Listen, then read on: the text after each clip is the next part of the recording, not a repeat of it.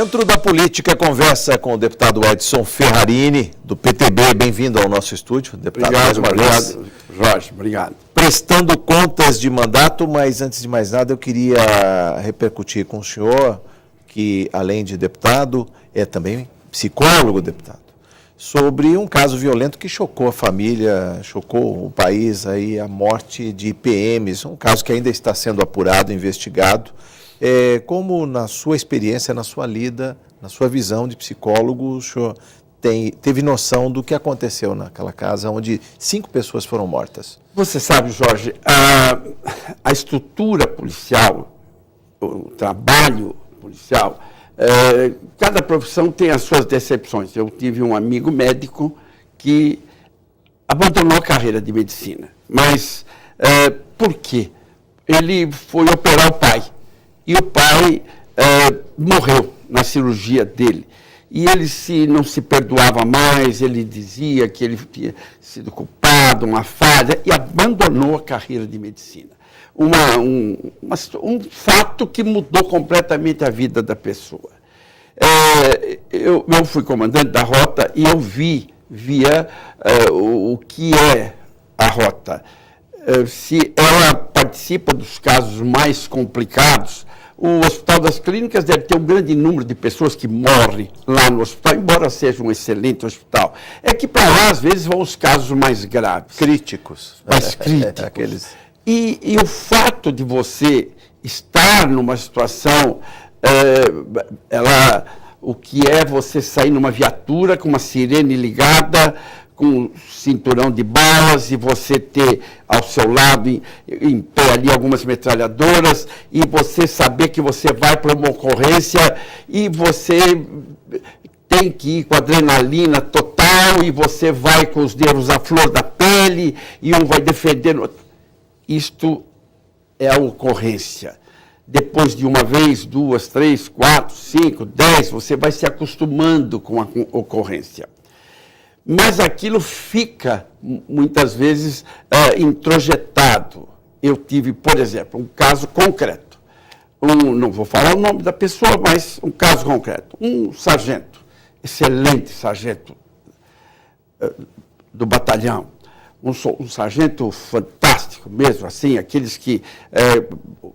incorruptível, ocorrência, várias ocorrências, resistência seguida de morte, enfim. Um dia recebo a família dele, a esposa. Coronel, eu queria que o senhor nos ajudasse. Tudo bem, meu marido, melhor marido do mundo, melhor pai do mundo, mas está acontecendo uma coisa complicada. Quando ele chega em casa, às vezes, por uma coisa de nada, ele me agride os filhos, de uma forma que nunca aconteceu isso na nossa vida. Resultado, toda aquela vida lá fora tinha sido introjetada dentro daquele ser humano, e a violência passou a ser... Explodia dentro de casa. Explodia dentro de casa, aí aonde ele ia. Esse moço foi... Eu tive o cuidado de retirá-lo da linha de frente, tive o cuidado de pedir que o médico o acompanhasse, enfim, uma série de situações, e eu pude ajudar esse moço a acontecer. No caso desse menino, não se tem ainda 100% de provas, mas em se tratando de seres humanos, tudo é possível. Eu não sou nenhuma pessoa muito vivida, mas o que eu já vi, todas as maldades de A a Z. Não participei, mas assisti e acompanhei. Numa casa onde o pai é militar, a mãe é militar, nesta casa a arma é muito comum, a arma fica ali dentro, o comentário sobre a violência, sobre a ocorrência do dia a dia, sobre aquele bandido que foi morto, ou sobre aquela ocorrência mais difícil, isto vai fazendo parte da vida. É um caldo de cultura, se respira violência, arma, poder de fogo dentro de casa? Exatamente isso, Jorge. E é tão importante isto que o filho, ele, no caso, se percebia que era um bom pai. Como eu, quando eu nasci, meu pai era soldado da Força Pública, meu pai fez a Revolução de 32, e aquele herói, meu pai, meu ídolo, meu herói, me pegava pela mão e entrava comigo nos quartéis, e eu queria que o mundo visse meu pai,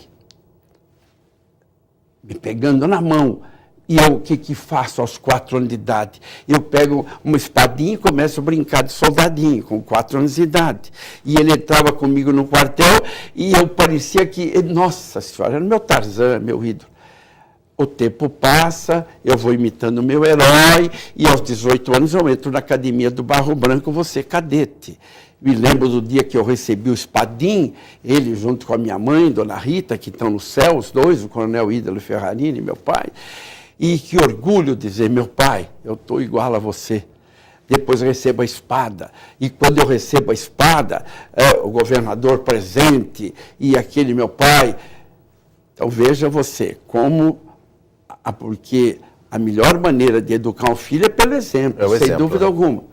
E aquilo que o filho vai vendo em casa, vai introjetando. Por isso que muitos filhos cujos pais são oficiais do Exército seguem a carreira militar. Aqueles que o pai é médico, ele vai ser médico. Aquele que é da Polícia Militar. No caso desta família, se respirava esse clima, embora de uma forma saudável.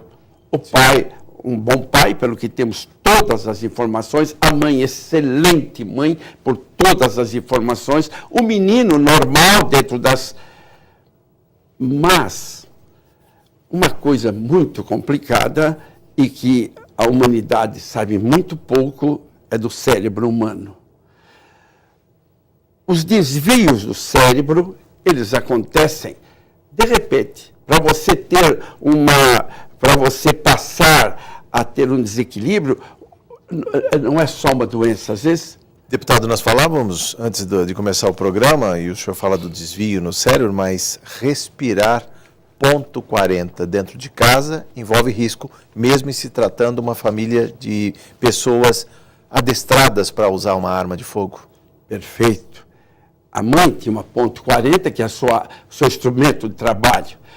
O pai tinha uma ponto 40, que é o seu instrumento de trabalho. Isso para o policial é como se fosse ele estivesse lidando com ele tivesse na mão uma caneta. É o seu instrumento de trabalho. Da mesma forma que o filho do médico começa a brincar com o estetoscópio, sim, porque é o que ele vê, o filho do policial, ele respira este clima. E esse clima de violência, ele vai, de repente você entra nos jogos da internet e você se identifica com aqueles que matam mais pessoas, você se identifica com aqueles. Mas o virtual contamina a realidade, deputado? Sem dúvida alguma, sem dúvida alguma. Pode, por exemplo, a luta UFC, você vê as pessoas se identificam muito com aquilo. De minha parte, eu proibiria aquilo na televisão. Se eu dependesse, lógico, aquilo dá ibope, dá dinheiro e tudo bem. Mas é uma violência desnecessária. Como tem coisas imbecis na humanidade, como a tourada. Não tem nada mais imbecil na face da terra do que uma tourada. O cidadão vai lá, dá um animal irracional, ele engana, depois enfia uma faca, a outra, e aquele bando de idiotas na plateia gritando olé, olé, e está todo mundo torcendo para o touro matar o toureiro. São imbecilidades humanas. Mas no caso do jogo, há quem defenda que aquela imagem, o virtual, apacenta, na verdade, e acaba sublimando aquela violência. A pessoa não seria capaz de praticar fora da tela do computador, na rua, com amigos ou propriamente dentro de casa, deputado. É como se ele fizesse uma catarse através daquele sim, jogo, que ele liberasse toda a vontade que ele tem de matar ali. Todas as suas tensões ele liberaria ali. Não é bem assim. O cérebro humano, para você ter uma alteração, você ter um ligeiro desequilíbrio, um luto na família, um momento difícil, um casamento, um momento, você ganhar na loteria pode desencadear alguma coisa que está latente no cérebro. E aquela convivência daquele menino, naquele ambiente, naquele clima, aliado, não se sabe os detalhes do cérebro humano, talvez das doenças mentais, Sim. se juntássemos aqui os melhores médicos do mundo, os melhores psiquiatras, psicólogos, se domina talvez 15% no máximo das doenças mentais. Fora disso, você controla com fármaco. Agora, o fator desencadeante de um momento, por isso que nós não entendemos por que aquelas pessoas vão nos Estados Unidos e o sujeito não tem nada o que fazer, ele vai comprando rifle e, de repente, ele vai numa escola e mata 20 pessoas inocentes que lá estavam. Você não se tem muita explicação. Mas Sim. Qual era a sua pergunta? Sobre o fato de alguns jovens, alguns meninos e meninas terem à mão esses jogos violentos, e aí não precisa nem estar em casa, pode estar no celular, no tablet, eles têm, aliás, concorrem com outros em rede e por muitas vezes ficam horas. Chegou a passar dias na frente do computador competindo para ver quem mata mais, deputado? Jorge, aí a internet, ela é uma coisa que chegou, mas é uma explosão, é uma bomba atômica. Ela tem o seu lado bom, o seu lado positivo, mas tem esse lado tremendamente negativo, é a pedofilia, são os crimes violentos. Tudo isso aí está. E os pais, o filho ali naquele joguinho, o pai não tem controle e também não está preocupado, porque muitas vezes... Não tem controle ou não sabe dos riscos, dos perigos? Eu digo isso porque muitas vezes ele vê o filho no quarto, trancado, lá jogando, ele fala, não, está em paz, ali não há problema nenhum. Que bom, não está usando droga, não está com má companhia, não está, mas aquilo ali é terrível. E tudo isto, nós vivemos de estímulos, Sim. né? Você tem os estímulos, se você recebe um estímulo altamente negativo, uma pessoa te ofende, pesado, não sei o quê, a sua resposta vai ser igual. Sim. O ideal seria que entre a sua resposta, que deveria ser inteligente, mas não vai ser, tivesse uma tecla no meio que você apertasse a tecla pause. Sim. Você parava, você raciocinava, colocava inteligência na sua resposta e você responderia. Sim. Mas não é assim. Uma fração de segundo pode acontecer. Você responde pela emoção. A emoção é um conjunto de sensações que tem de um lado o prazer, do outro lado a dor.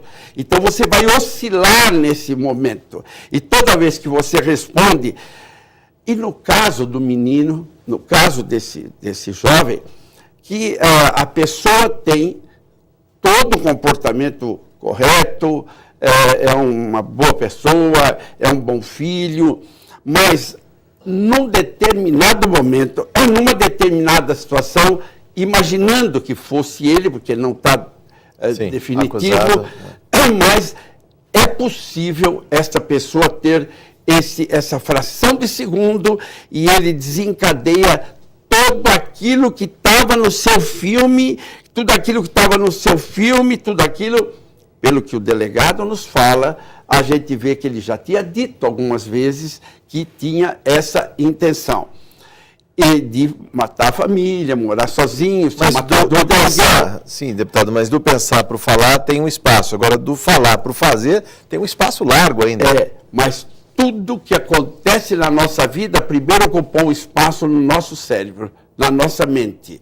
Qualquer coisa que você quer fazer uma viagem, para onde que eu vou? Vou para a Itália, tudo bem. Você começa a ver passaporte, alguma coisa da Itália, enfim, um exemplo. Constrói-se a viagem antes dela se realizar. Então, tudo aquilo que vai ocupar, por isso que as pessoas não podem esquecer de ter pensamentos positivos, Sim. saudáveis, pensar grande, pensar o melhor para sua filha. E como é que você cresce um filho? Elogiando, Sim. palavras de incentivo. E como é que você destrói um filho? Ele trouxe uma nota baixa da escola. Você é um cachorro, sem vergonha, um vagabundo, com essa nota, você vai ser um bandido. Falou